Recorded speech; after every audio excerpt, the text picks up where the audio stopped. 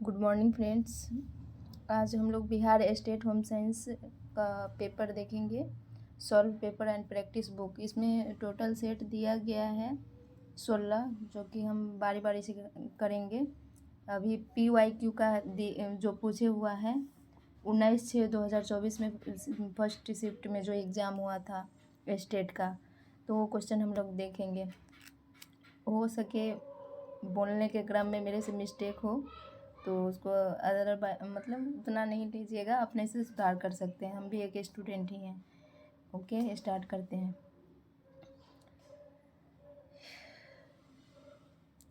दाल, सबसे पहला क्वेश्चन है दाल का अच्छा स्रोत क्या होगा? तो ये है प्रोटीन। ठीक है, दाल प्रोटीन प्राप्ति का उत्तम स्रोत है ना। थोड़ा जूम कर देंगे इसको हम। दाल प्रोटीन प्राप्ति का उत्तम स्रोत है। दाल में पशुजन्य भोज्य पदार्थ दूध, अंडा, मांस, मछली से अधिक मात्रा में प्रोटीन उपस्थित रहता है, परंतु प्रोटीन अपूर्ण होता है क्योंकि इसके प्रोटीन में एक या एक से अधिक आवश्यक अमीनो अम्ल की कमी होती है, जैसे मिथियोनाइन या ट्रिप्टोफैन। अमीनो अम्ल का अभाव दालों को अनाजों के साथ पकाने से मिथियोनाइन की कमी को पूरी किया जा सकता है। ठीक है, सेकेंड क्वेश्चन है आपका, सबसे महत्वपूर्ण भोजन उपस्थित कारक है। किसका कारक है? तो ये हो जाएगा कलर। रंग भोजन की उपस्थिति में एक बहुत ही महत्वपूर्ण कारक है। यह न केवल भोजन को देखने में आकर्षक बनाता है, बल्कि हमारे स्वाद और भूख पर भी प्रभाव डालता है। सुंदर और ताज़े रंग वाले भोजन को देखकर खाने की इच्छा बढ़ जाती है। जैसे जैसे लाल पके हुए टमाटर या सुनहरी पूरी रंग देखकर हमारा मस्तिष्क पहले ही यह सोच लेता है कि भोजन मीठा, खट्टा या मसालेदार होगा। पीला हलवा मीठा लगेगा तथा हरा चटनी तीखी। ठीक है, इसका डिस्क्रिप्शन दिया हुआ है, यहाँ से भी क्वेश्चन बन सकता है, इसलिए हम इसे रिपीट कर रहे हैं। पंछी बनाया मांस बैक्टीरिया के संपर्क से संक्रमित हो जाता है। थर्ड क्वेश्चन है, तो यहाँ पर इसका सही आंसर होगा क्लोस्ट्रीडियम समूह। सैल्मोनेला समूह सबसे आम बैक्टीरिया जो कच्चे या अधपके पोल्ट्री जैसे चिकन, अंडे में पाया जाता है। यह बैक्टीरिया आंतों में पनपता है और यदि खाना अच्छी तरह से पकाया न गया हो या साफ न हो तो संक्रमण फैल सकता है, जिसके लक्षण है बुखार, डायरिया, उल्टी। हालांकि तीनों बैक्टीरिया मांस को संक्रमित कर सकते हैं, पर सबसे सामान्य महत्वपूर्ण बैक्टीरिया सैल्मोनेला है, लेकिन आयोग ने इनमें सभी को सही माना है। आयोग के अनुसार से यहाँ पे सभी सही माना है, तो मतलब क्या होना चाहिए? इनमें से कोई नहीं, तो सभी का ऑप्शन तो दिया नहीं है, लेकिन ए ऑप्शन ही होगा। ठीक है, 4 नंबर क्वेश्चन में, निम्न में कौन खाद्य संरक्षण का लाभ है? खाद्य संरक्षण का लाभ है, तो यहाँ पे इसका आंसर हो जाएगा खाद्य का स्वाद बरकरार एक से अधिक होगा। खाद्य को सड़ने से बचाना, वर्ष भर खाद्य की उपलब्धता, खाद्य का स्वाद बरकरार रखना। ठीक है, भोजन परिरक्षण से तात्पर्य है, 4 नंबर क्वेश्चन को देखेंगे यहाँ से। भोजन परिरक्षण से तात्पर्य भोज्य पदार्थों को लंबे समय तक सुरक्षित रूप से संग्रह करके रखना। भोजन को सड़ने, खराब होने से बचाने हेतु सभी क्रियाएं भोजन परिरक्षण के नाम से जानी जाती है और खाद्य संरक्षण के कई लाभ हैं, जैसे भोजन की शेल्फ लाइन बढ़ाना, मौसमी खाद्य पदार्थों को रात भर उपलब्ध कराना, भोजन की बर्बादी में कमी, भोजन की गुणवत्ता और पोषक तत्व सुरक्षित रहते हैं, व्यवसाय और व्यापार में लाभ, आपदा या संकट लाभ में भोजन की उपलब्धता, आहारीय पदार्थ को नष्ट होने के कारण। 5 नंबर क्वेश्चन का आंसर हो जाएगा जैसे कि बैक्टीरिया भी है, फफूंदी भी है, खमीर भी है, तो ये सभी हो जाएगा। सूक्ष्म जीवी फफूंदी, खमीर और जीवाणुओं के कारण खाद्य पदार्थ को खराब हो जाते हैं। फफूंदी या सूक्ष्म जीवी अधिकतम 25 से 30 डिग्री सेल्सियस के तापमान पर बढ़ते हैं और अपनी किस्म के अनुसार सफ़ेद, स्टेनली, नीली, हरा, लाल, संतरी तथा अन्य रंगों के गुच्छे बनाते हैं। ये अम्लीय खाद्य पदार्थों जैसे नींबू, मीठे संरक्षित पदार्थ, जैम, जेली, मुरब्बे आदि पर अधिक पनपते हैं। बैक्टीरिया, यह एक कोशिकीय सूक्ष्म जीवाणु कई प्रकार के होते हैं। ये बैक्टीरिया अधिकतम दूध, मांस, मछली, अंडा आदि खाद्य पदार्थों पर शीघ्रता से पनपते हैं। खमीर के कारण खाद्य पदार्थों में फुलाव, झाग और अजीब स्वाद गंध आने लगता है। यह विशेष रूप से मीठे तरल पदार्थ, फलों के रस, जैम, खराब आदि को प्रभावित करता है। इसलिए भोजन के खराब होने के कारण सिर्फ एक नहीं बल्कि ये तीनों कारण दिया हुआ है। ठीक है, बहुत अच्छा से समझाया गया है इसमें। 6 नंबर क्वेश्चन में है, कुकड़ी को डॉट डॉट के रूप में परिभाषित किया जाता है, तो ये रासायनिक प्रक्रिया हो जाएगा, केमिकल, है ना। इसका डिस्क्रिप्शन आपको नेक्स्ट पेज में होगा जो हम पढ़ेंगे। देखिए यहाँ दिया गया है, कुकड़ी को रासायनिक प्रक्रिया कहा जाता है क्योंकि रासायनिक प्रक्रिया वह होती है जिसमें किसी पदार्थों का आंतरिक क्या है यहाँ पे आंतरिक संरचना बदल जाती है और नया पदार्थ बनता है। कुकिंग में यही होता है, भोजन के अंदर अस्थायी परिवर्तन होते हैं। खाना पकाने के बाद उसका स्वाद, रंग, बनावट और पोषण बदलता है। ये परिवर्तन वापस नहीं हो सकते, जैसे कि अंडा उबालने के बाद उसे कच्चा नहीं बनाया जा सकता है। उसे हम क्या कहते हैं, रासायनिक परिवर्तन। जैसे मोम का पिघलना। 7 नंबर क्वेश्चन में है, अंडे वह भाग है जिसमें जोहा होता है, डॉट डॉट अंडे वह भाग है जिसमें जोहा होता है, तो ये क्या है, तो इसका बी ऑप्शन हो जाएगा, अंडे की सफ़ेदी। ठीक है, यह अंडे का शारीरिक पोषक व महत्वपूर्ण अंग है। एल्युमिनियम तथा पीले भाग के मध्य पृथक्करण करने वाली एक पतली झिल्ली होती है जिसे बिलेटिन कहते हैं। अंडे के पीले भाग में संपूर्ण अंडे को प्रोटीन 15 से 16% रहता है। अंडे के पीले भाग में वर्णक पाए जाते हैं। ये वर्णक ज़ैंथोफिल तथा कैरोटोनाइट्स। इसी कारण अंडे की जर्दी का रंग पीला से गाढ़ा केसरिया होता है। अंडा अत्यधिक पोषक खाद्य पदार्थ है। शरीर ऊतकों के निर्माण के लिए प्रोटीन, वसा, फास्फोरस, लोहा एवं राइबोफ्लाविन आदि पर्याप्त मात्रा में उपलब्ध होते हैं। कैल्शियम और विटामिन सी को छोड़कर शरीर वृद्धि के लिए आवश्यक सभी तत्व प्राप्त होते हैं। अंडे का वह भाग जिसमें लोहा होता है उसे अंडे की जर्दी कहा जाता है। ठीक है, 8 नंबर क्वेश्चन में है, एक गतिहीन वयस्क महिला की आवश्यकता होती है, तो 1600 से 1660 भी हम बोल सकते हैं। यहाँ पर डी ऑप्शन मतलब कैलोरी की बात की गई है। ठीक है, लेकिन इसमें जो दिया गया है, गतिहीन महिला वह महिला होती है जो रोज़मर्रा की गतिविधियों से ज़्यादा कोई शारीरिक श्रम या व्यायाम नहीं करती, ज़्यादातर बैठकर काम करना जैसे ऑफिस वर्क, टीवी देखना, इसलिए उन्हें 1875 कैलोरी की आवश्यकता पड़ती है। आप ये मतलब सर्च कर लेंगे अपने अनुसार से। ठीक है, टेकोफ्रोल विटामिन ई होगा। विटामिन ई को टेकोफ्रोल कहते हैं। विटामिन ई सभी भोज्य पदार्थों में प्रचुर मात्रा में उपलब्ध रहता है। विटामिन ई सभी प्रकार के अनाज, गेहूं के अंकुर व पत्तेदार साग सब्जी में अधिक पाया जाता है। यह अनाज तेल विशेषकर गेहूं के अंकुर से निकलते हैं। तेल हरी पत्तेदार तरकारियों, देखिए यहाँ पे सब्जी, गुद्दे, यकृत, दूध, अंडा, मक्खन में विद्वान होता है। विटामिन ई सामान्य प्रजनन में मनुष्य भूमिका निभाता है। इसकी कमी से स्त्री तथा पुरुष दोनों में ही प्रजनन शक्ति क्षीण हो जाती है तथा विटामिन ई के अभाव में लाल रक्त कणिकाओं का नाश होने लगता है। आरबीसी का निर्माण ठीक प्रकार से नहीं हो पाता है जिसके कारण रक्ताल्पता रोग हो जाता है। उसे हम एनीमिया कहते हैं, एनीमिया भी कहते हैं। यहाँ पे 10 नंबर क्वेश्चन में है, सॉरी, हाँ ठीक है, 10 नंबर,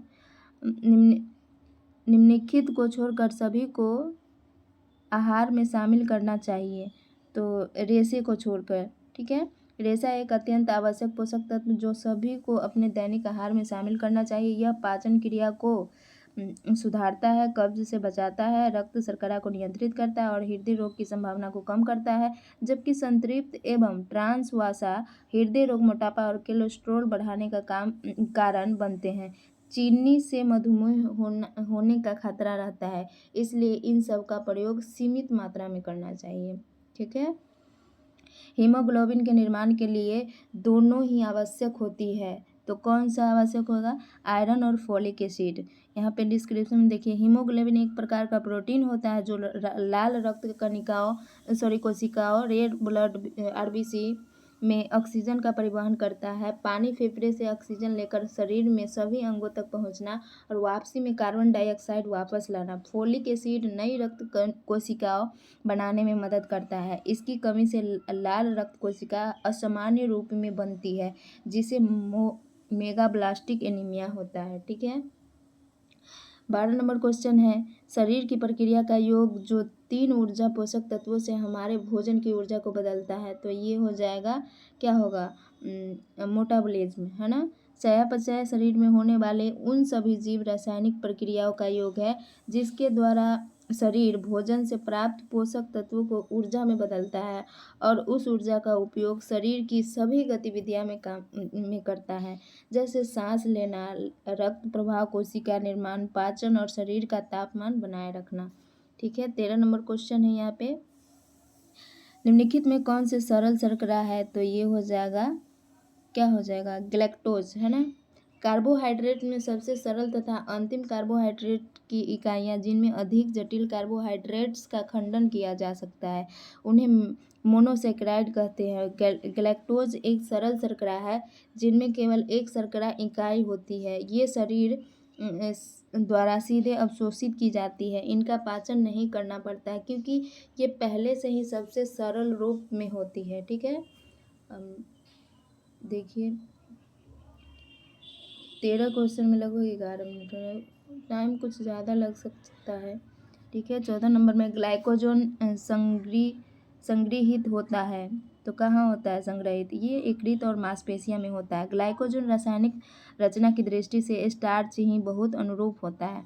यह श्वेतसार स्टार्च का सरलीकृत रूप है जो जीवित प्राणी मनुष्य के यकृत और मांसपेशियों में संग्रहित रहता है और उपवास तथा बीमारी की स्थिति में भोजन के न मिलने पर काम में आता है। श्वेतसार स्टार्च का भोजन में अधिक उपयोग होने पर ग्लाइकोजन की मात्रा बढ़ जाती है और बहुत अधिक शारीरिक परिश्रम करने पर नष्ट हो जाती है।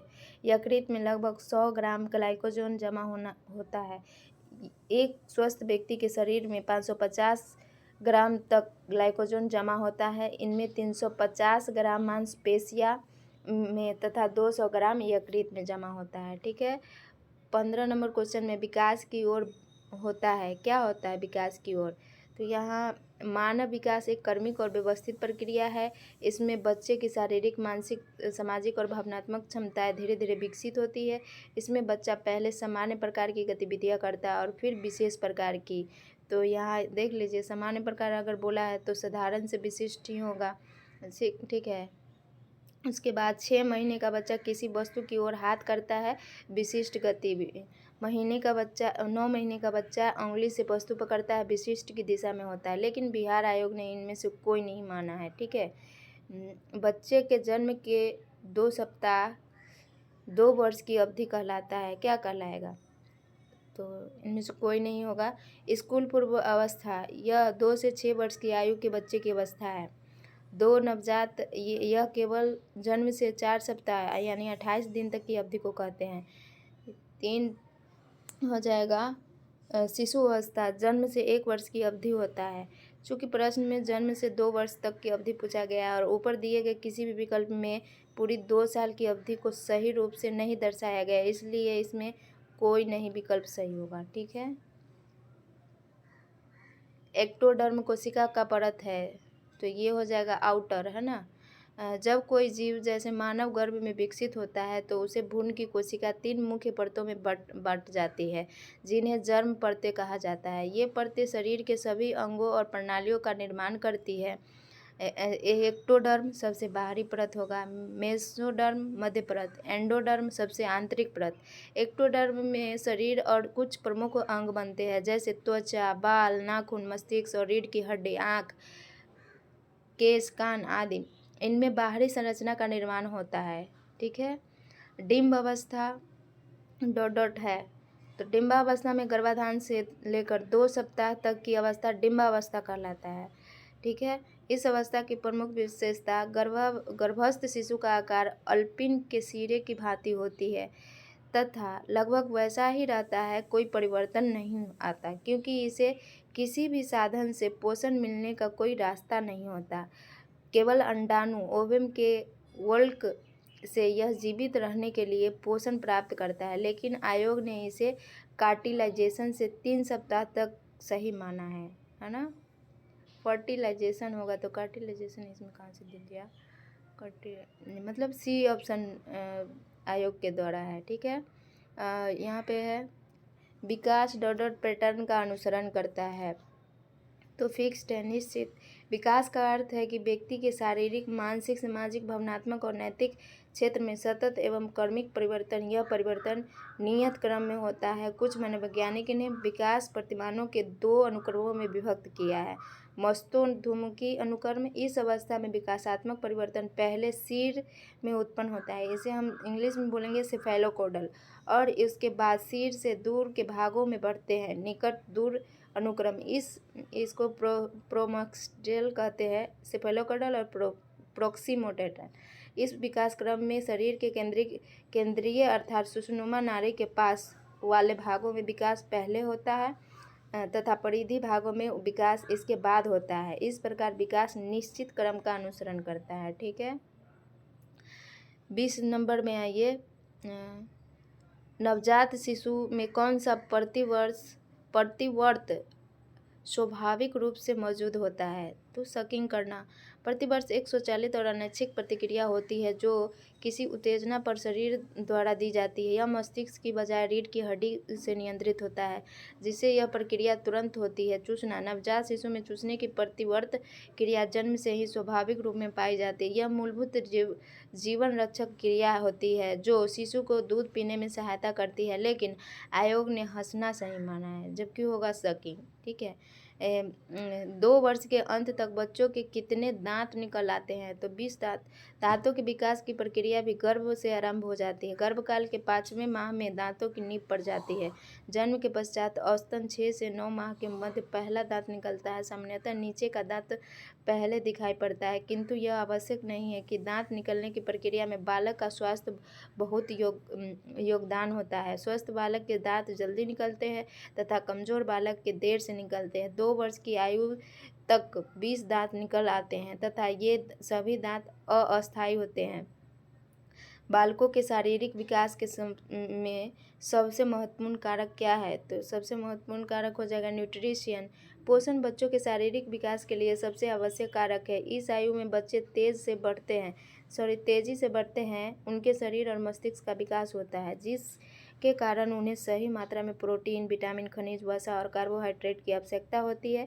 यदि पोषण सही नहीं मिलेगा तो बच्चा कमज़ोर हो सकता है, विकास में रुकावट आ सकती है और रोग प्रतिरोधक क्षमता भी कम हो जाएगी। बालकों के लिए नींद और स्वच्छता भी आवश्यक है, लेकिन शारीरिक विकास की नींव सही पोषण पर निर्भर करता है। ठीक है, सूक्ष्म क्रियात्मक कौशल के अंतर्गत आता है। क्या आता है सूक्ष्म क्रियात्मक? तो ये पकड़ना भी आएगा, लिखना भी आएगा और चित्रकारी करना, यानी मोटर स्किल। सूक्ष्म क्रियात्मक कौशल, इन कौशलों का विकास शैशवावस्था के बाद होता है। इसके अंतर्गत लिखना, पढ़ना, चित्र बनाना, खिलौने से खेलना आदि क्रियाएं सम्मिलित की जाती है। सूक्ष्म क्रियात्मक कौशल को पूर्ण करने हेतु बालकों को अपनी मांसपेशियों को संयोजित करना पड़ता है। क्रियात्मक विकास के लिए बच्चों में तंत्रिका एवं मांसपेशियां परिपक्वता का होना आवश्यक है। जन्म के समय प्रतिवर्ष क्रिया की अनुक्रिया में अधिक प्रयुक्त होती है, परंतु आयु में वृद्धि के साथ साथ पेशियां विकास होता जाता है और बालक में ऐच्छिक क्रिया का विकास तीव्र गति से होता है। ठीक है, क्रियात्मक विकास का अर्थ, मीनिंग ऑफ मोटर डेवलपमेंट, इसका आंसर हो जाएगा इनमें से सभी, यानी मांसपेशियां नियंत्रण भी होगा, मांसपेशियां का उचित संयोजन, मांसपेशियां एकीकरण। क्रियात्मक विकास से तात्पर्य पेशीय नियंत्रण से है। पेशीय नियंत्रण जन्म के समय तथा उसके बाद भी कुछ समय तक बच्चे नहीं कर पाते हैं। जन्म के समय बालक में होने वाली गतियाँ निरर्थक होती है, परंतु धीरे धीरे विकास के साथ साथ पेशियां नियंत्रण की क्रिया प्रारंभ होती है। इसके बाद बालक अपने शरीर को इच्छित दिशा में घुमा सकने तथा शारीरिक गतियों को सार्थक बनाने में समर्थ हो जाते हैं। अतः उपयुक्त विवरण से स्पष्ट है कि मांसपेशियां तथा नाड़ियों को गतिविधियों को नियंत्रित करने वाली योग्यताएं को ही क्रियात्मक विकास कहा जाता है। इसलिए इनमें से सभी विकल्प सही है। पियाजे के संज्ञानात्मक विकास का पहली अवस्था क्या है? तो इसकी पहली अवस्था हो जाएगा इंद्रिय पेशीय अवस्था। स्विट्जरलैंड के महान मनोवैज्ञानिक जीन पियाजे ने सन 1920 में ही संज्ञानात्मक विकास पर कार्य करना आरंभ कर दिया, परंतु पियाजे के कार्य को महत्व सन 1960 के बाद ही मिला। पियाजे ने पूर्ण संक्रियात्मक अवस्था को पहली संज्ञानात्मक अवस्था बताई, जो 2 वर्ष से लेकर 6 वर्ष तक की अवस्था है। इस अवस्था में वह स्वयं केंद्रित और स्वार्थी न रहकर दूसरे से संपर्क से ज्ञान अर्जित और अनुभवों का संग्रह करता है तथा पहली अवस्था की अपेक्षा अधिक समस्या का समाधान करने योग्य हो जाता है। इस अवस्था में वह खेल, अनुकरण, चित्र निर्माण तथा भाषा के माध्यम से वस्तुओं के संबंध में अपनी अधिकाधिक जानकारी बढ़ाता है। सामान्यतः बच्चे अंक केंद्रित होते हैं मतलब 26 का आंसर हो जाएगा क्या है, इंद्रिय पेशी अवस्था, पूर्व संक्रियात्मक अवस्था। तो इसका आंसर है बी हो जाएगा, पूर्व संक्रियात्मक अवस्था। ठीक है, इसका डिस्क्रिप्शन इधर दिया गया है। पूर्व संक्रियात्मक अवस्था 2 से 6 वर्ष की आयु होती है। इस आयु में बच्चे आमतौर पर अंक केंद्रित होते हैं, यानी वे चीज़ों को केवल अपने दृष्टिकोण से समझते हैं। इस आयु में बच्चे कल्पनाशीलता पाई जाती है, लेकिन तर्क की क्षमता सीमित होती है। भाषा विकास तेजी से होता है। जैसे वह मानता है कि जो वह देखता है, सोचता है, वह महसूस करता है, वही सब लोग भी करते हैं। जैसे अगर बच्चा किसी खिलौने को देख रहा है तो वह मानेगा कि आप भी वही देख रहे हैं। स्वास्थ्य का लक्ष्य प्राप्त किया जा सकता है तो शिक्षा के द्वारा, स्वास्थ्य सेवा प्रदान करके, कानून से। स्वास्थ्य का लक्ष्य केवल रोगों से मुक्त होना नहीं है, बल्कि यह शारीरिक, मानसिक, सामाजिक रूप से पूर्ण रूप से स्वस्थ रहने की स्थिति है। विश्व स्वास्थ्य संगठन WHO भी परिभाषा देता है। शिक्षा, जब लोग स्वास्थ्य में जुड़ी जानकारी रखते हैं तब वे अच्छे निर्णय कर सकते हैं, जैसे कि पोषण युक्त भोजन खाना, नियंत्रित व्यायाम करना, धूम्रपान से दूर रहना। स्वास्थ्य सेवा जैसे अस्पताल, प्राथमिक स्वास्थ्य केंद्र, टीकाकरण, मातृत्व देखभाल, दवाएं आदि लोगों का उपचार और रोगों की रोकथाम संभव होती है। कानून में होगा, कई बार कानून बनाकर लोगों के स्वास्थ्य की रक्षा की जाती है। इस प्रकार स्वास्थ्य का लक्ष्य केवल एक उपाय नहीं, बल्कि शिक्षा, स्वास्थ्य सेवाएं, कानून, इन सभी के संयुक्त प्रयास से प्राप्त किया जा सकता है। ठीक है, WHO का पूरा नाम होगा वर्ल्ड हेल्थ ऑर्गेनाइजेशन, विश्व स्वास्थ्य संगठन। ठीक है, यह भी संयुक्त राष्ट्र संघ का विशेष संगठन है। स्थापना 1948 में हुआ। इसका मुख्यालय स्विट्जरलैंड स्थित है, जिनेवा में। उद्देश्य है विश्व के स्वास्थ्य स्तर में सुधार लाने के लिए विश्व स्वास्थ्य संगठन बना। इस संगठन का लक्ष्य विश्व में उच्चतम संभव स्वास्थ्य की समस्या सुलझाना है। ठीक है, कार्य क्षेत्र हो जाएगा, मतलब किस किस क्षेत्र में काम करता है। मातृ एवं शिशु स्वास्थ्य, पोषण, पर्यावरणीय स्वास्थ्य, व्यावसायिक शिक्षा, नैसर्गिक, जन स्वास्थ्य, जन शिक्षा, मानसिक स्वास्थ्य। ठीक है, आहार आयोजन की चुनौतियां में शामिल है। तो क्या शामिल है? सदस्य की पसंद, बजट, उपलब्धता, ये सभी शामिल है। आहार आयोजन का अर्थ है कि इस प्रकार भोजन की योजना बनाना कि वह संतुलित, पोषण, स्वादिष्ट और हर सदस्य की ज़रूरत के अनुसार हो। साथ ही बजट और उपलब्धता को भी ध्यान में रखा जाए।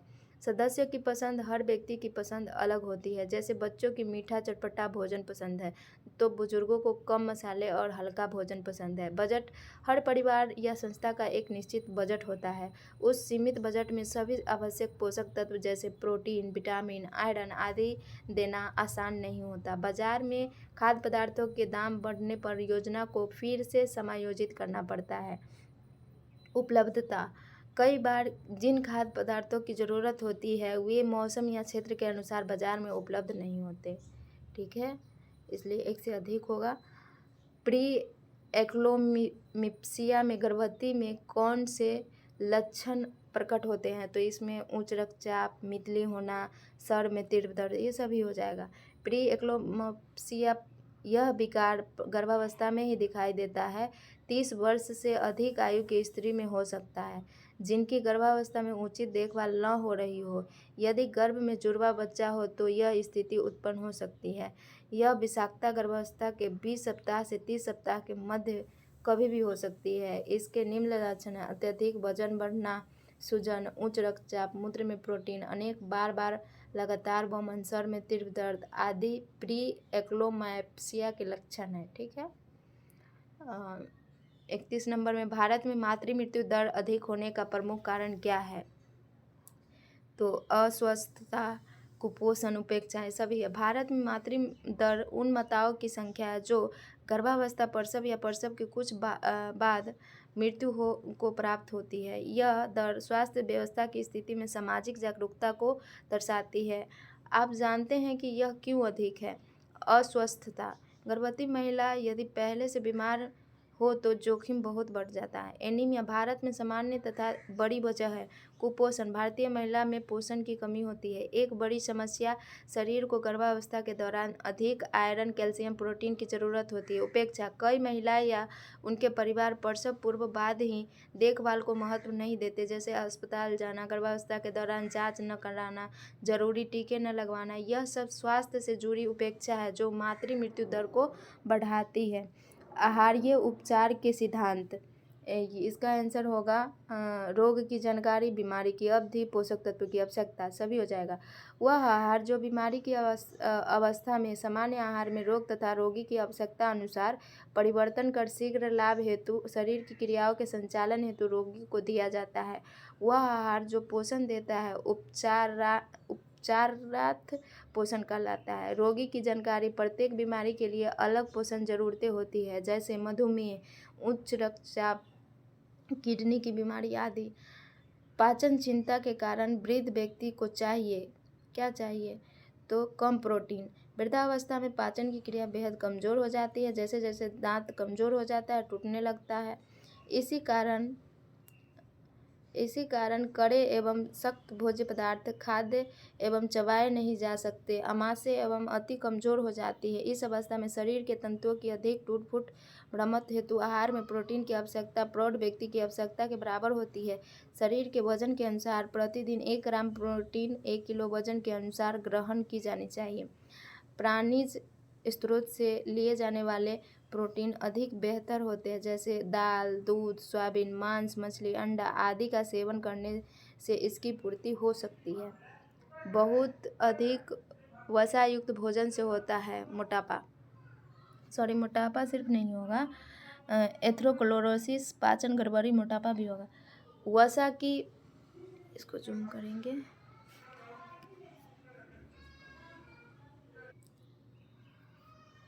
हाँ, क्या हम लोग पढ़ रहे थे? मोटापा की परेशानी, ठीक है। आवश्यकता से अधिक वसा युक्त भोज्य के सेवन से अत्यधिक मात्रा में एडिपोज तंतु बनने लगते हैं।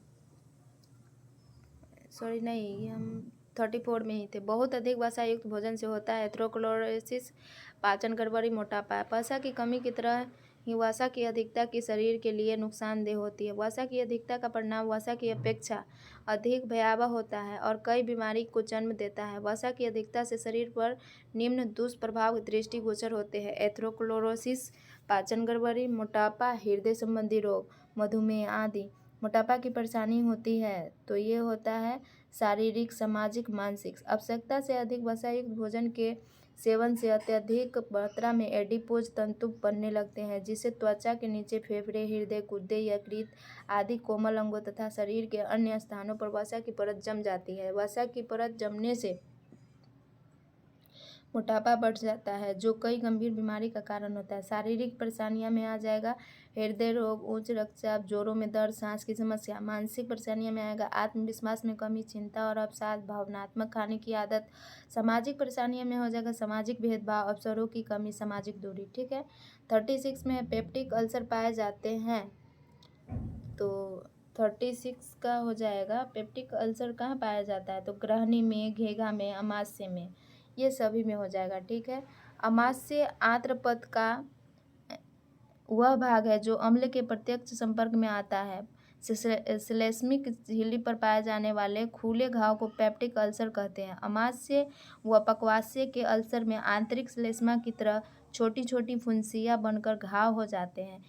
इस स्थिति को पेप्टिक अल्सर कहते हैं। इसमें श्लेष्मा झिल्ली पाचन रसों को सहन नहीं कर पाती है, जिससे श्लेष्मा झिल्ली के ऊतकों का पाचन होने लगता है और घाव बन जाता है। यह एक ऐसा घाव है जो निम्नलिखित अंगों की भीतरी परत में बन जाता है, जैसे अमाशय, ग्रहणी, अन्न नलिका। इस प्रकार पेप्टिक अल्सर इन तीनों मुख्य जगहों पर पाया जाता है। क्षय रोग में आहार दिए जाते हैं तो उच्च प्रोटीन युक्त आहार उच्च ऊर्जा युक्त आहार दोनों होगा, बोथ होगा यहाँ पे। रोग की तीव्रता अवस्था में प्रोटीन अधिक कैलोरी युक्त तथा रेशे मुक्त आहार की जानी चाहिए। जब रोगी में सुधार होने लगे तो धीरे धीरे सामान्य आहार जो स्वास्थ्य के लिए पूर्ण पौष्टिक हो पर आ जाने पर कोई हानि नहीं, परंतु रोगी का आहार रुचिपूर्ण हो और आकर्षक विधि से सजाकर रोगी को दिया जाए। क्षय रोग में सामान्य आवश्यकता से अधिक प्रोटीन की मात्रा की रोगी को आवश्यकता होती है, क्योंकि विशेषकर दीर्घकालीन और रोगों की अधिक विकसित स्थिति में सीरम एल्बुमिन का मूल्य कम होने लगता है। रोगी की प्रतिदिन 80 से 100 ग्राम प्रोटीन दिया जाना चाहिए। उच्च रेशे युक्त आहार दिए जाते हैं, किस में दिया जाता है? कब्ज में, है ना। कब्ज कॉन्स्टिपेशन शब्द से बना हुआ है, जिसका शाब्दिक अर्थ है एक साथ दबाना। यह शाब्दिक देखी जाने वाली पाचन संस्थाएं की क्रियात्मक असमानताएं हैं, अर्थात इसे इस प्रकार भी कह सकते हैं, बड़ी आंत के कोलोन वाले भाग में सामान्य रिक्तता समय से अधिक समय तक मल पदार्थों का अवधारणा कब्ज है। रेशेदार पदार्थ व सब्जियों के छिलके आंतों की गति को बढ़ाने में सहायक है। इसके अतिरिक्त आंतों में यह एक प्रकार की सड़न की क्रिया करते हैं, जिसके कारण lactic acid, boutique acid, carbon dioxide, hydrogen sulphide, methane आदि गैस उत्पन्न होती है, जो मल के निष्कासन में सहायक है। इस प्रकार हम कह सकते हैं कि आहार आयोजन करते समय यह ध्यान रखना आवश्यक है कि कच्ची एवं पकी सब्जियां पर फलों की इतनी मात्रा अवश्य रखी जाए कि कम से कम 5 से 60 ग्राम रेशेदार पदार्थ व्यक्ति को अवश्य प्राप्त हो। ठीक है। मोटापा संबंधित है, 39 में हो जाएगा। तो ये संबंधित है मधुमेह से, किडनी से, हृदय से। मोटापा वह स्थिति है जब शरीर में अत्यधिक चर्बी जमा हो जाती है। मोटापा के प्रभाव दुष्परिणाम है। मधुमेह मोटापा विशेष रूप से डायबिटीज का मुख्य कारण है। शरीर में इंसुलिन का सही उपयोग नहीं हो पाता है, जिससे ब्लड शुगर लेवल बढ़ता है। किडनी मोटापा हाई ब्लड प्रेशर और डायबिटीज को जन्म देता है, जो दोनों ही किडनी की बीमारी के प्रमुख कारण है। हृदय मोटापा कोलेस्ट्रॉल और ब्लड प्रेशर बढ़ाता है, जिससे हृदय रोग जैसे हार्ट अटैक, स्ट्रोक का खतरा बढ़ता है। निम्न में से कौन से बुरे कोलेस्ट्रॉल के नाम से जाना जाता है? तो ये है एलडीएल। ठीक है। कोलेस्ट्रॉल एक वसायुक्त पदार्थ है जो हमारे शरीर की कोशिकाओं के निर्माण और हार्मोन बनाने में मदद करता है। यह 2 मुख्य प्रकार का होता है। ठीक है। एलडीएल बुरा कोलेस्ट्रॉल है, एचडीएल अच्छा कोलेस्ट्रॉल होगा। एलडीएल हो जाएगा बुरा कोलेस्ट्रॉल। इसलिए कहा जाता है क्योंकि यह खून के रास्ते कोलेस्ट्रॉल को शरीर के विभिन्न हिस्सों तक पहुंचता है, लेकिन अगर इसकी मात्रा ज़्यादा हो जाती है तो यह धमनियों की दीवारों पर जमा होने लगता है। जमा पदार्थ ब्लॉक बनाता है, जिससे रक्त संचार बाधित होता है। इसमें हृदय रोग, स्ट्रोक और उच्च रक्तचाप जैसी गंभीर बीमारियां हो सकती है। ठीक है। इनमें से कौन गृह प्रबंध का दूसरा सोपान है? तो गृह प्रबंध का उद्देश्य होता है परिवार के लक्ष्यों को सीमित संसाधन से प्राप्त करना, जिसमें समय, पैसा, ऊर्जा और संसाधन शामिल होते हैं। लक्ष्य निर्धारण सबसे पहले यह तय किया जाता है कि परिवार को क्या प्राप्त करना है, जैसे बच्चों की शिक्षा, अच्छा स्वास्थ्य, संतुलित आहार, आर्थिक सुरक्षा आदि। बी ऑप्शन होगा। और आगे में दिया गया है योजना, यह प्रबंधन का दूसरा सोपान है। योजना एक सोच विचार की प्रक्रिया है जिसमें लक्ष्य को पूरा करने के लिए रास्ता तय किया जाता है, कब, क्या, कैसे और किसके द्वारा पूरा करना है। जैसे यदि आपका लक्ष्य है घर का बजट संभालना, तो योजना में शामिल हो सकता है कितनी आय, किन किन खर्चों को प्राथमिकता दे, कहाँ बचत करें, साप्ताहिक या मासिक खर्च कैसे बांटे। ठीक है। तो हमारा 41 का क्वेश्चन का आंसर क्या है? बी हो जाएगा प्लानिंग। ठीक है। गृह प्रबंधन का दूसरा सोपान प्लानिंग होगा। ओके। 42 है लक्ष्य को प्राप्त करने के लिए क्रियाओं को खाका तैयार करना कहलाता है। क्या कहलाता है? प्लानिंग। लक्ष्य को प्राप्त करने के लिए क्रियाओं का खाका तैयार करना योजना बनाना कहलाता है। योजना बनाने का अर्थ होता है किसी कार्य का उद्देश्य को सफलतापूर्वक पूरा करने के लिए पूर्व निर्धारित ढंग से कार्य और संसाधन की रूपरेखा तैयार करना। यह ऐसा चरण होता है जिसमें हम यह तय करते हैं कि क्या करना है, कैसे करना है, कब करना है, किस संसाधन की कितनी आवश्यकता है। ठीक है।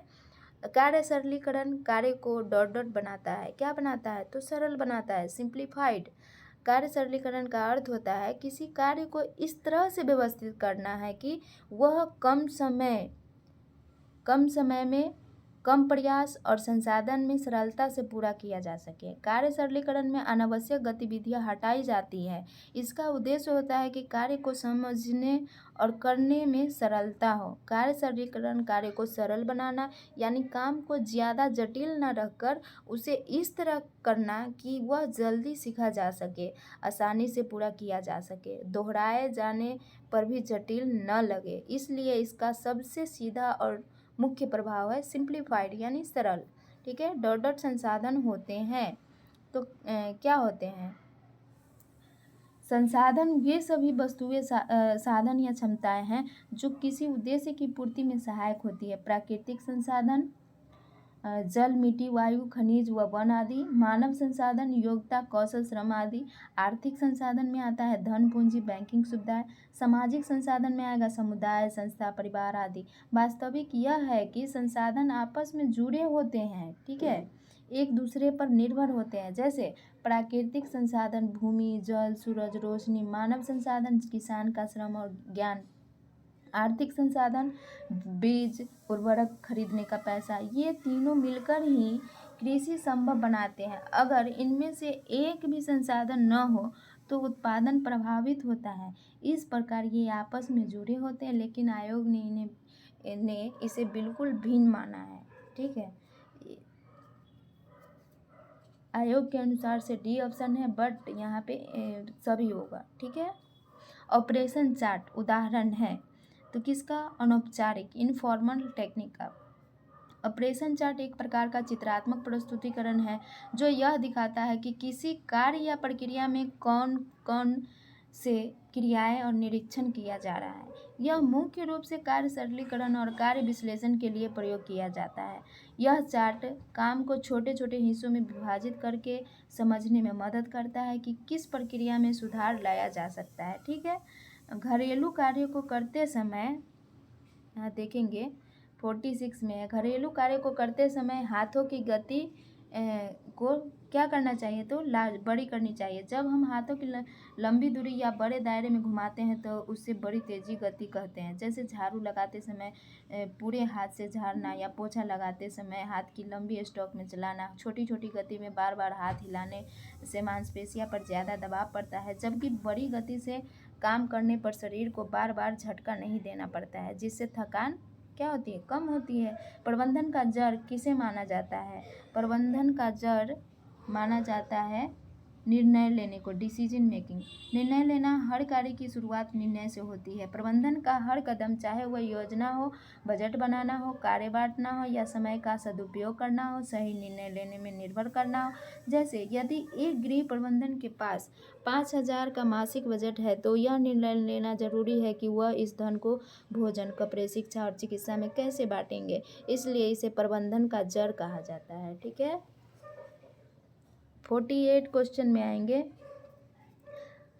कौन सी रेखा ऊंचाई का भ्रम है? तो वर्टिकल लाइन, खड़ी रेखा। जब हम किसी चित्र या आकृति में विभिन्न दिशाओं की रेखा को देखते हैं तो ऊर्ध्वाधर रेखा अक्सर लंबाई में अधिक प्रतीक होती है, जबकि क्षैतिज रेखा उसके छोटी लगती है, भले ही दोनों की लंबाई वास्तव में समान हो। इसलिए किसी छोटी कद की महिला को लंबी दाढ़ वाली बने वस्त्र को पहनने के लिए कहा जाता है, जिससे उसकी लंबाई बड़ी दिखाई पड़ती है। ठीक है। निम्न में कौन द्वितीयक रंग है? द्वितीयक रंग में आ जाएगा आपका हरा है। प्राथमिक रंग ये वे मूल रंग होते हैं जिन्हें मिलाकर अन्य रंग बनाए जाते हैं, लेकिन इन्हें किसी और रंग को मिलाकर नहीं बनाया जाता। प्राथमिक रंग में आ जाएगा लाल, नीला, पीला। द्वितीयक रंग जब दो प्राथमिक रंगों को बराबर मात्रा में मिलाया जाता है तब रंग बनते हैं, उन्हें द्वितीयक रंग कहते हैं। ये 3 होते हैं। ठीक है। हरा, नीला और पीला को मिला करके हम हरा तैयार करेंगे। नारंगी तैयार करने के लिए लाल और पीला को मिलाएंगे। बैगनी बनाने के लिए लाल और नीला को मिलाकर बनाते हैं। ठीक है। ब्याज एवं लाभांश पारिवारिक आय का कौन सा प्रकार है? तो ये हो जाएगा मॉनेटरी इनकम यानी मौद्रिक आय। पारिवारिक आय को मुख्य रूप से 3 प्रकार से वर्गीकृत किया गया है: मौद्रिक आय, वास्तविक आय, मानसिक आय।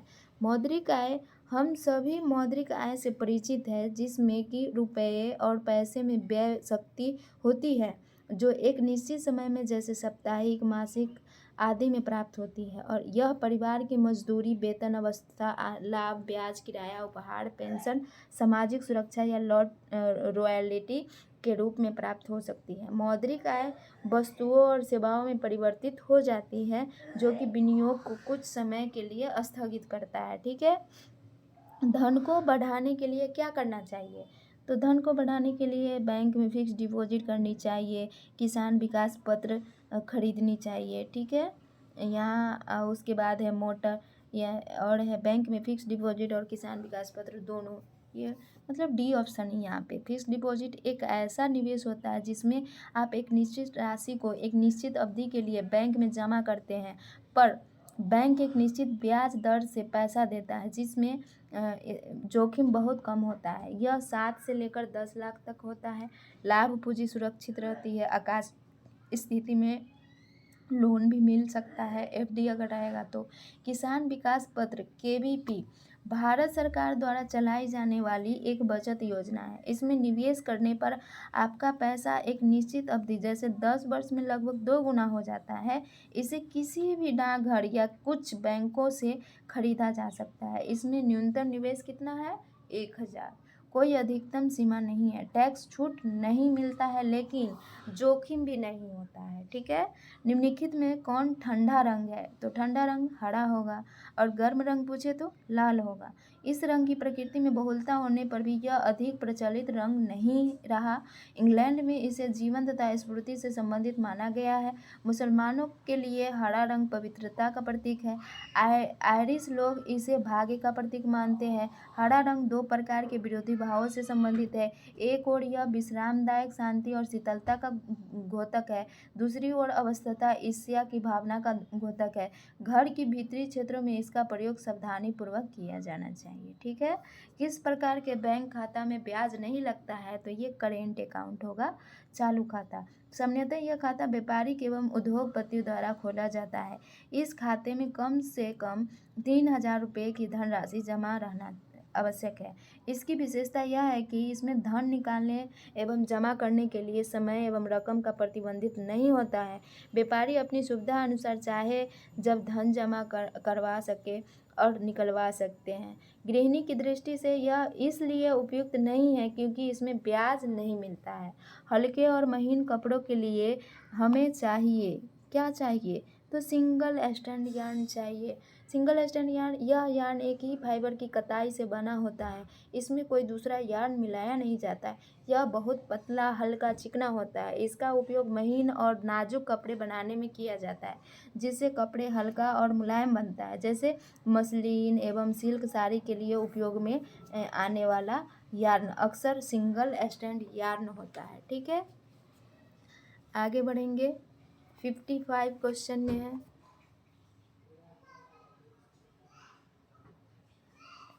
शारीरिक माप से पैटर्न बनाने को कहते हैं, क्या कहते हैं? ड्राफ्टिंग। ड्राफ्टिंग वह प्रक्रिया है जिसमें किसी व्यक्ति के शारीरिक माप के आधार पर एक कागज़ पर पैटर्न तैयार किया जाता है। इस पैटर्न का इस्तेमाल वस्त्र सिलाई में किया जाता है, जिससे कपड़ा शरीर के अनुसार बिल्कुल फिट बैठ सके। टेक्सटाइल उद्योग की समस्या है तो गुणवत्ता, कीमत, बाजार सभी है। टेक्सटाइल वस्त्र उद्योग भारत का एक महत्वपूर्ण और बड़ा उद्योग है, जो बहुत लोगों को रोजगार देता है और अर्थव्यवस्था में बड़ा योगदान करता है।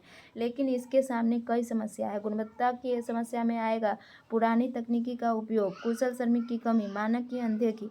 कीमत की समस्या में आएगा कच्चे माल की महंगाई, उच्च उत्पादन लागत, दूसरे देशों से प्रतिस्पर्धा, बाजार की समस्या। ठीक है। बाजार की समस्या में आएगा विपणन की कमी, निर्यात में बाधा है, फैशन ट्रेंड से पीछे। इस प्रकार टेक्सटाइल उद्योग को तीनों स्तर पर समस्या का सामना करना पड़ता है। ठीक है। कपड़े संग्रहित किए जाते हैं, तो ये किए जाते हैं सूखे, साफ, मुड़े हुए। वस्त्र का सही चयन, कुशलतापूर्वक खरीदारी एवं प्रयोग जितना आवश्यक है उससे कहीं ज़्यादा आवश्यकता इनकी उचित देख रेख, संरक्षण एवं संचयन की है। उचित देख रेख, संरक्षण एवं संचयन के अभाव में कीमती से कीमती वस्त्र भी कुछ ही दिनों में व्यर्थ हो जाएंगे। यदि हम बारिश में भीगने के बाद कपड़े बिना सुखाए अलमारी में रख दिए तो कुछ दिनों में उसे बदबू और फफूंदी आ जाएगी, और बिना धोए रख दिए तो उसमें पसीने का बदबू आएगी और वह खराब हो सकता है। इसलिए कपड़ों को साफ, स्वच्छ तथा मुड़े हुए रखना चाहिए। ठीक है। परंपरागत कढ़ाई में सजावटी छवि प्रयुक्त किए जाते हैं। तो ये प्रयुक्त किए जाते हैं कैसा, सॉरी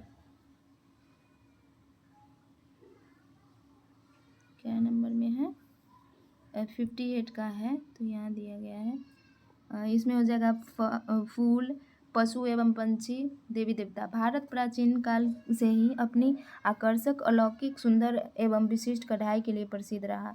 यहाँ के गढ़े हुए सुंदर एवं आकर्षक वस्त्र विश्व के अनेक देशों में प्रसिद्ध थे। तब कढ़ाई सुई धागे से की जाती थी तथा उत्कृष्ट एवं सौंदर्यपूर्ण नमूने बनाए जाते थे। कढ़ाई कला भारत की विशेषता रही।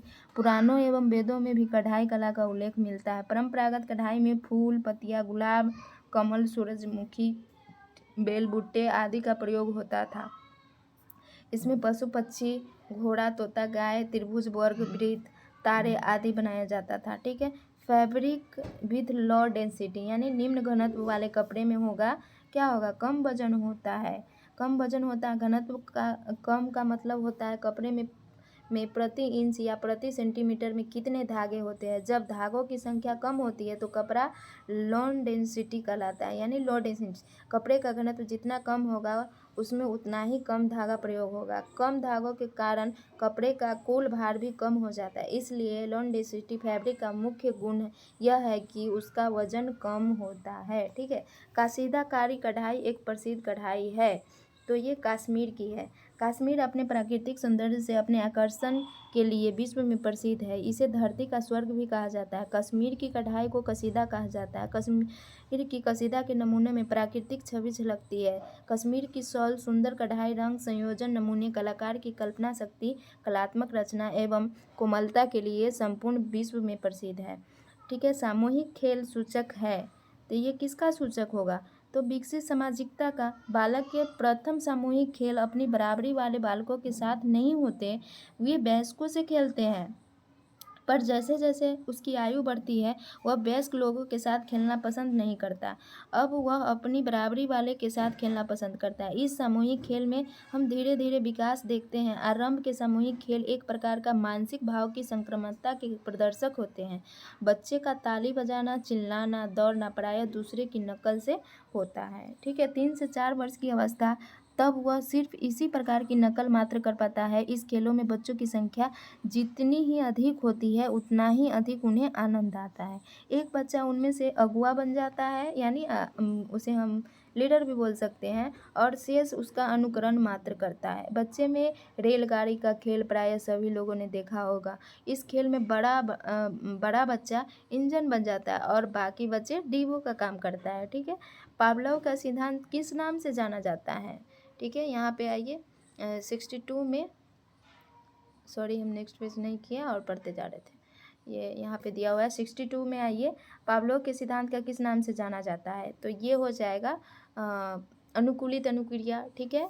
इवान पावलोव एक रूसी वैज्ञानिक थे जिन्होंने जानवरों, विशेषकर कुत्तों पर प्रयोग करते हुए यह सिद्ध किया कि किसी स्वाभाविक प्रतिक्रिया जैसे लाड़ आना को किसी नई उत्तेजना जैसे घंटी की आवाज़ से जोड़ा जा सकता है। इस प्रक्रिया को ही अनुकूलित अनुक्रिया कहा जाता है। ठीक है।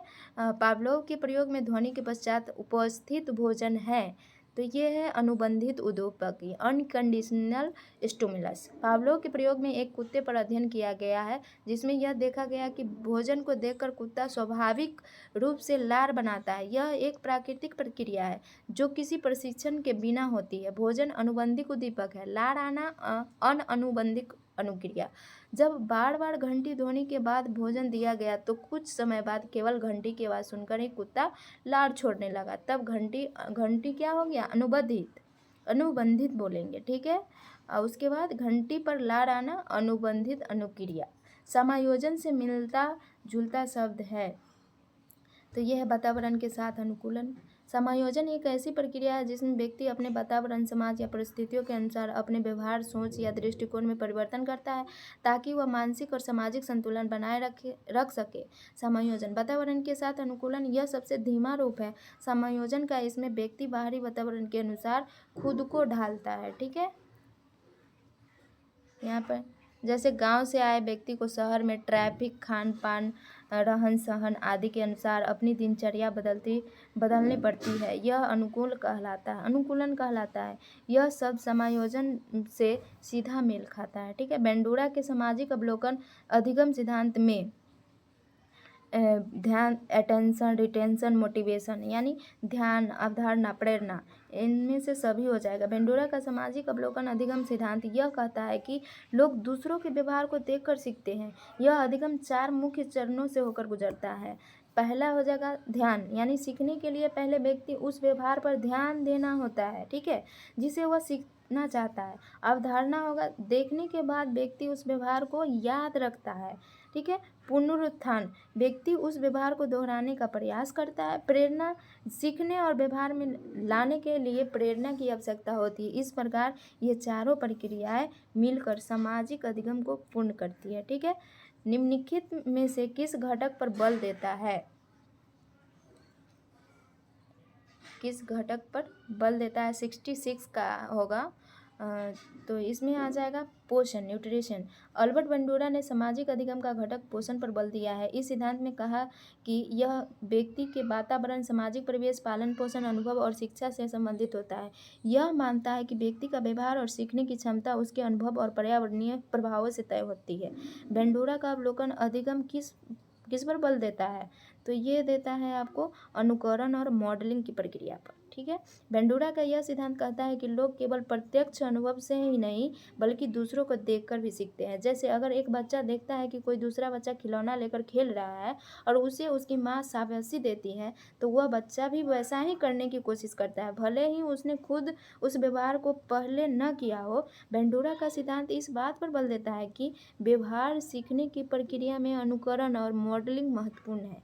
मॉडलिंग किसी व्यक्ति के व्यवहार को देखकर उसकी नकल करना ही कहलाता है। ठीक है, अभी मेरे पास लगभग 33 क्वेश्चन हैं जो कि आपके 1 घंटे पूरे होने जा रहे हैं। कोई नहीं, हम कंप्लीट करेंगे इसी में, क्योंकि एक सेट का क्वेश्चन है। स्टेट में ऐसे 100 क्वेश्चन ही आपके सब्जेक्ट से पूछा जाता है। ठीक है, यहाँ पे IQ से क्वेश्चन आया है जिसका आंसर हो जाएगा 125। आप डिस्क्रिप्शन इसका पढ़ लेंगे। ठीक है, मानव व्यवहार के संदर्भ में प्रक्षेपण शब्द सर्वप्रथम प्रयोग किसने किया? तो ये फ्रायड ने किया। प्रक्षेपण एक मनोवैज्ञानिक रक्षा तंत्र है जिसे सबसे पहले सिगमंड फ्रायड ने अपने मनोविश्लेषण सिद्धांत के अंतर्गत बनाया।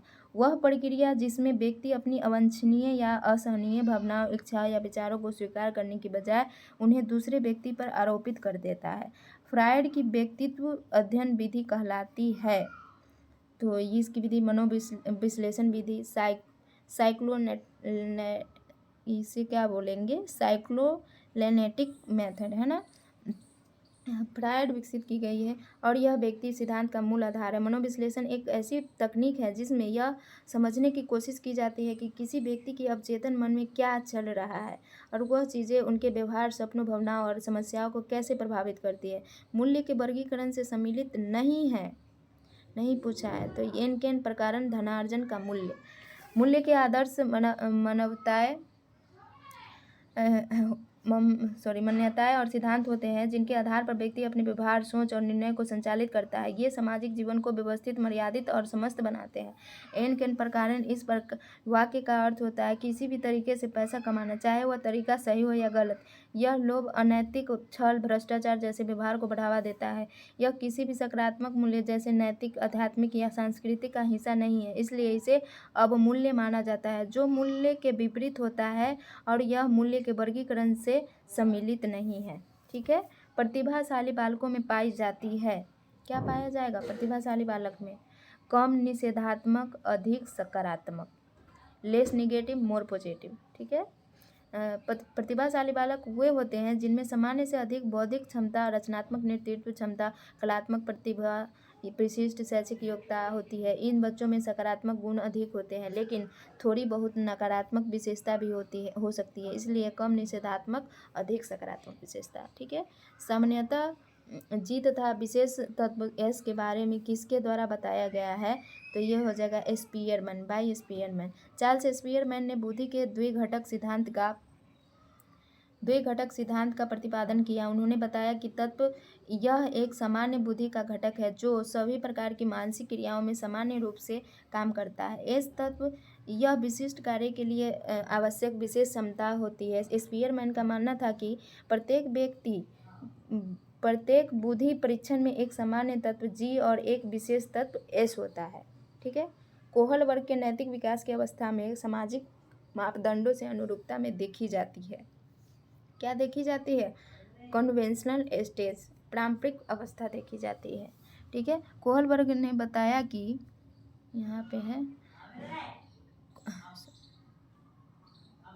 कोहल वर्ग ने बताया कि नैतिक विकास एक क्रमिक प्रक्रिया है जो 3 मुख्य स्तरों में होती है और हर स्तर में 2 अवस्थाएं होती है। पारंपरिक अवस्था में उम्र 10 से 16 वर्ष या उससे अधिक। मुख्य बात, व्यक्ति समाज के नियम कानून और सामाजिक स्वीकृति के अनुसार कार्य करता है। ठीक है।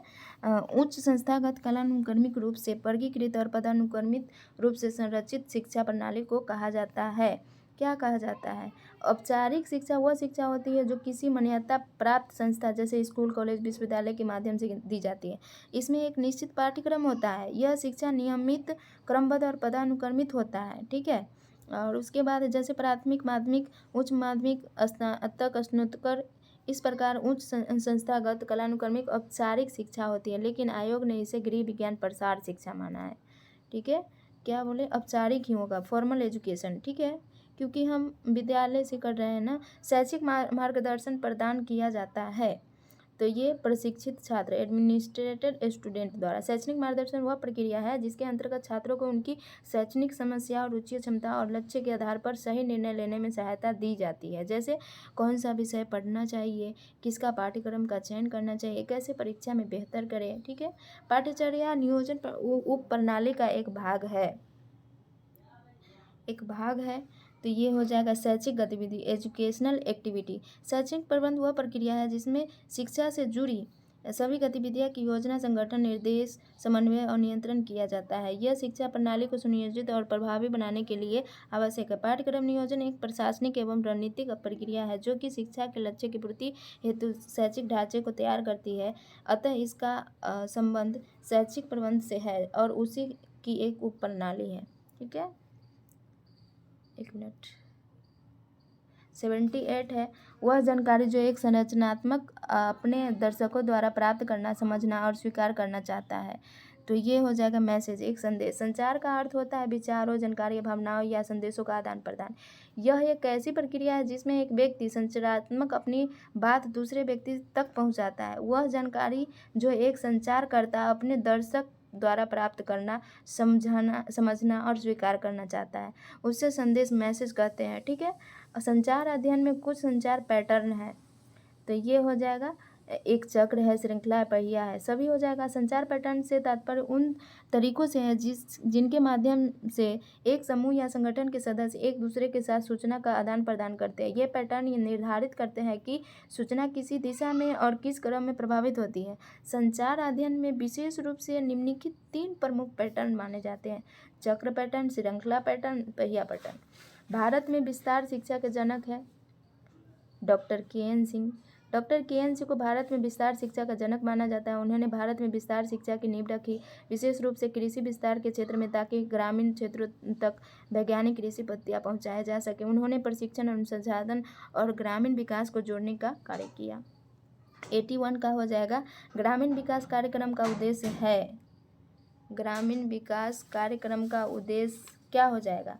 तो ये खेत, घर और ग्राम समुदाय का विकास करना, ग्रामीण को अपने प्रयास से सुधारना, ग्रामीण के स्वास्थ्य और शिक्षा की स्थिति को सुधार करना, सभी हो जाएगा। ठीक है। यहाँ पे विस्तृत दिया गया है। ग्रामीण विकास का अर्थ है ग्रामीण क्षेत्रों में रहने वाले लोगों की आर्थिक, सामाजिक, शैक्षणिक और स्वास्थ्य संबंधी स्थिति में समग्र सुधार करना, जिससे वे स्वावलंबी और सशक्त बन सके। ग्रामीण विकास कार्यक्रम के मुख्य उद्देश्य है खेत, घर, ग्राम समुदाय का विकास, ग्रामीण को अपने प्रयासों में सुधार में सहायता करना, स्वास्थ्य और शिक्षा की स्थिति में सुधार करना। इस प्रकार ग्रामीण विकास कार्यक्रम का उद्देश्य केवल एक क्षेत्र तक सीमित नहीं, बल्कि यह एक बहुआयामी प्रक्रिया है। ठीक है, ग्रामीण विकास में समस्याओं के संबंध में निम्नलिखित में कौन से कथन सत्य नहीं है? तो इसका हो जाएगा अच्छी ग्रहण शक्ति, गुड अंडरस्टैंडिंग सही नहीं है, बाकी सब सही होगा। सोचने का पारंपरिक तरीका, आत्मविश्वास की कमी, अभिनव आवश्यकता। ठीक है, ग्रामीण विकास में अच्छे से ग्रहण शक्ति कोई समस्या नहीं है, बल्कि यह सकारात्मक विशेषता है, जबकि बाकी सभी विकल्प पारंपरिक सोच, आत्मविश्वास की कमी और अभिनव आवश्यकता का अस्तित्व ग्रामीण विकास में वास्तविक समस्या मानी जाती है। ओके, प्रधानमंत्री मानधन योजना के तहत सभी छोटी जोत वाले और सीमांत किसानों को 60 वर्ष की आयु के बाद रुपये की निश्चित पेंशन प्रदान की जाएगी। कितना? 3000। प्रधानमंत्री मानधन योजना PMKMY एक सामाजिक सुरक्षा योजना है जो लघु और सीमांत किसानों को बुढ़ापे में आर्थिक सहायता देने के उद्देश्य से शुरू की गई थी। इस योजना के अनुसार 60 वर्ष की आयु के अनुसार किसानों को 3000 प्रति माह की निश्चित पेंशन दी जाए, ताकि वे बुढ़ापे में आत्मनिर्भर बने रहे और उन्हें आर्थिक कठिनाइयों का सामना न करना पड़े। ठीक है, डॉट को इंगित करता है मनरेगा, तो महात्मा गांधी। मनरेगा एम का अर्थ होता है महात्मा गांधी राष्ट्रीय ग्रामीण रोजगार गारंटी अधिनियम। यह एक ऐतिहासिक कानून है जो भारत सरकार द्वारा 2005 में लागू किया गया। इसे पहले NREGA, national rural employment granted act कहा जाता था, लेकिन 2 अक्टूबर 2009 को इसे महात्मा गांधी के नाम पर मनरेगा नाम दिया गया। ठीक है, और इधर है कार्यकर्ता के लिए निम्नलिखित में से कौन सी पद्धति नैसर्गिक या अनौपचारिक नेतृत्व चयनित करने में उपयोगी सिद्ध होगी? तो ये समाज नीति, सोशियोमीटर, एक सामाजिक अनुसंधान पद्धति है जिसका प्रयोग समूह के भीतर व्यक्तियों के बीच सामाजिक संबंधों को मापने के लिए किया जाता है। इस पद्धति के माध्यम से यह पता लगाया जा सकता है कि कौन व्यक्ति समूह में सबसे ज़्यादा लोकप्रिय है या किसे सबसे ज़्यादा लोग भरोसेमंद हैं। ठीक है, पंचायती राज किस वर्ष प्रारंभ हुआ था? 1953 में। पंचायती राज एक 3 स्तरीय ग्रामीण स्वशासन प्रणाली है जिसे भारत में ग्रामीण क्षेत्रों के प्रशासन को स्थानीय लोगों के हाथों में सौंपने के लिए शुरू किया गया था। इसका उद्देश्य लोकतंत्र को गांव स्तर तक लाना और स्थानीय जरूरतों का स्थानीय स्तर पर समाधान करना था। पंचायती राज 2 अक्टूबर 1959 में प्रारंभ हुआ। अरे भाई 53 होगा ना, 53 ही होगा। लोग विकास कार्यक्रम को जल्दी अपनाते हैं तो जब उन्हें आवश्यकता की अनुभूति होती है। जब किसी व्यक्ति या समुदाय को किसी चीज़ की आवश्यकता का व्यक्तिगत अनुभव और बोध होता है तब वह विकास कार्यक्रम को जल्दी अपनाता है। जैसे अगर किसी गांव में पानी की भारी कमी है और लोग इसका रोज़ अनुभव करते हैं, तो जब कोई जल संरक्षण या जल परियोजना आती है तो वे तुरंत अपनाने के लिए तैयार हो जाते हैं, क्योंकि उन्हें उसकी ज़रूरत क्या हुई है, पहले से महसूस हो रही है। इसलिए एक व्यक्ति का अपने मृत भाई की निसंतान विधवा के साथ विवाह है तो इसे लेविडेट कहते हैं। लेविडेट इसमें है लेविडेट। निरोग या लेविडेट एक प्राचीन सामाजिक प्रथा है जिसमें कोई पुरुष अपने मृत भाई की निसंतान विधवा से विवाह करता है ताकि परिवार में संतान उत्पन्न हो सके और मृत भाई का वंश आगे बढ़ सके। यह परंपरा कई संस्कृतियों में पाई जाती है, विशेषकर पुराने समाजों में। ठीक है, युवा पीढ़ी के समाजीकरण में परिवार महत्वपूर्ण भूमिका निभाता है। इस संबंध में परिवार ... की एजेंसी है। तो प्राथमिक समाजीकरण, प्राइमरी सोशलाइजेशन है। प्राथमिक समाजीकरण वह प्रक्रिया है जिसके माध्यम से बच्चा सबसे पहले सामाजिक मूल्य, परंपरा, भाषा, व्यवहार, संस्कृति को सीखता है। यह सामाजिक परिवार के माध्यम से होता है। बच्चे का पहला संपर्क समूह परिवार होता है जिसमें रहकर वह नैतिकता, भाषा, भावनाएं और आदतें यही से विकसित होती है। वैवाहिक संघर्ष में ये घटनाएं शामिल है। कौन सी घटना शामिल है? तो कड़वा एवं गुशैल बिटर एंड एनर्जी। वैवाहिक संघर्ष का अर्थ है पति और पत्नी के बीच विचारों, भावनाओं या व्यवहारों में मतभेद या टकराव होना। यह एक प्रकार का घरेलू संघर्ष होता है जो भावनात्मक, मानसिक या कभी कभी शारीरिक रूप भी ले सकता है। यह संघर्ष छोटी छोटी बातों से लेकर बड़ों मुद्दों तक हो सकता है। ये स्थिति आमतौर पर कड़वाहट, गुस्से, मनमुटाव या संचार की कमी से उत्पन्न होती है। इसलिए कड़वा एवं गुस्सैल इस प्रकार के संघर्ष का सही प्रतिनिधित्व करता है। ठीक है, 91 में आ जाइए। निम्नलिखित में से कौन सा कारक व्यवहारिक असमंजस्य के लिए जिम्मेदार है? ए, रिश्ते में टकराव, बी, साझेदारी में अभिमान, सी, साझेदारी में प्रभावी संचार की कमी, डी, आपसी सौहार्द पर आधारित रिश्ता। तो असमंजस्य के लिए जिम्मेदार है, मतलब यह कि पति पत्नी के रिश्ते में परेशानियां, तनाव, अनबन किन कारणों से होती है? तो रिश्ते में टकराव, जब पति पत्नी के बीच बार बार झगड़े, असहमति या आपसी मतभेद। साझेदारी में अभिमान, जब दोनों पति पत्नी अपने अपने अहंकार को रिश्ते से ऊपर रखते हैं। साझेदारी में प्रभावी संचार की कमी, जब पति पत्नी खुलकर अपनी बातों को नहीं कहते या एक दूसरे को नहीं सुनते। ये तीनों कारण वैवाहिक असमंजस्य का कारण बनता है, लेकिन आयोग ने इसे CDA ऑप्शन माना है, जैसे कि सी में दिया गया, जबकि ए भी सी होगा। ठीक है, विरासत में मिलता है तो परिवार कहलाता है। जब संतान को पिता का नाम विरासत में मिलता है उसे पितृवंशीय कहेंगे। इसका अर्थ होता है जब वंश, उपनाम, संपत्ति आदि का हस्तांतरण पिता की ओर से होता है, यानी संतान को पिता का नाम या वंश विरासत में मिलता है तो पितृवंशीय परिवार कह लेते हैं।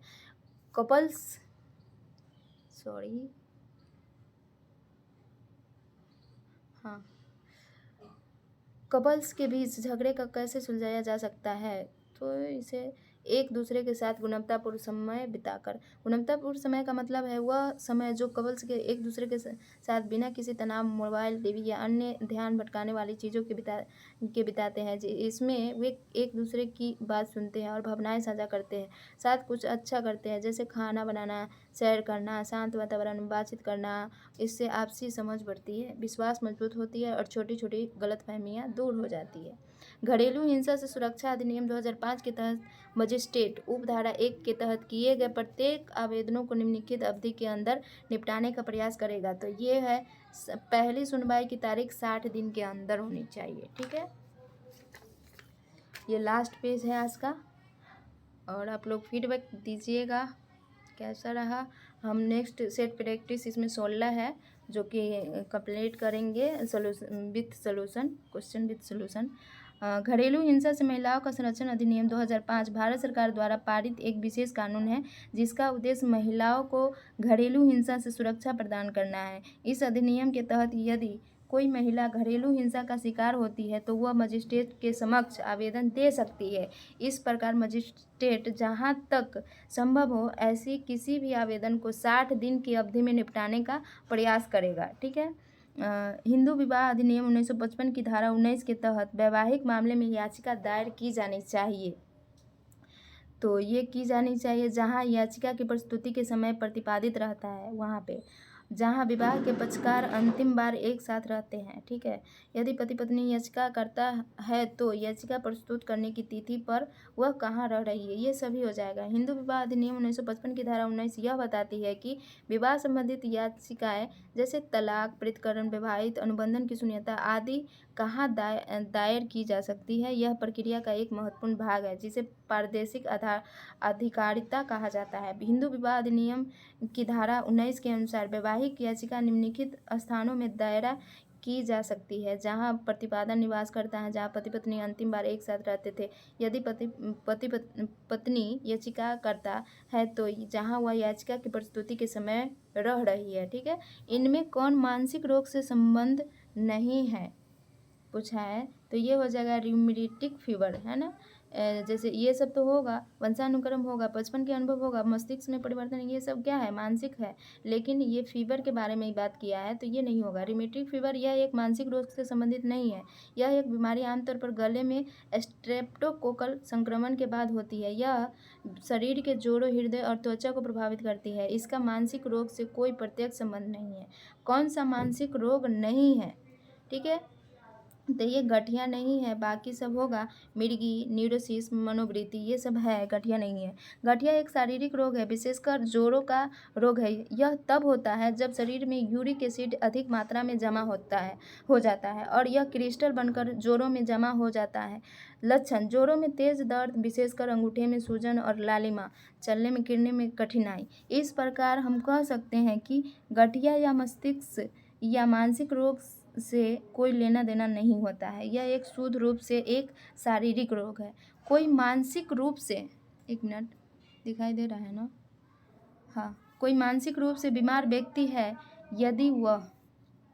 यदि वह अवसाद और प्रसन्नता के बीच मूड में उतार चढ़ाव मानसिक बीमारी में व्यक्ति के विचार, भावना, व्यवहार और मनोदशा पर प्रभाव पड़ता है। यदि किसी व्यक्ति का मूड बार बार अत्यधिक अवसाद और अत्यधिक प्रसन्नता या उत्साह के बीच झूलता है तो यह एक मनोविकार का लक्षण होता है।